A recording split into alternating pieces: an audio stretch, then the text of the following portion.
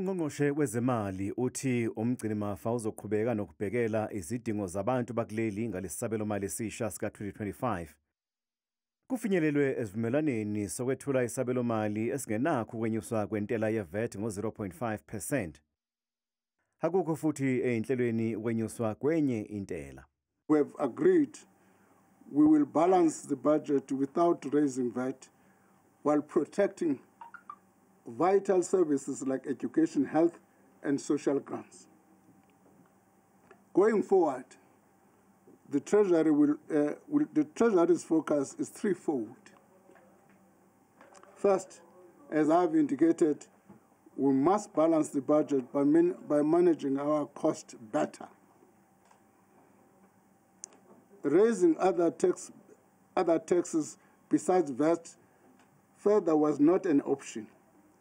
It would harm growth, savings and jobs. Sisenkingeni enkulu isabelomali sakulelizwe ezinyangeni ezimbili nje zonyaka wemali ngenxa yokungaboni ngasolinye kwamalungu kahulumeni we-GNU ngezinto khona kuzo ukwenyuswa kwentela ye-VAT. Yize kunjalo iphini likamqondisi jikelele womnyango wezemali uDuncan Pieterse lithi zikhona inhlelo ezibekiwe ukuqinisekisa ukuthi uhulumeni uyaqala ukusebenza. You'll know that the PFMA does allow provision for spending to continue.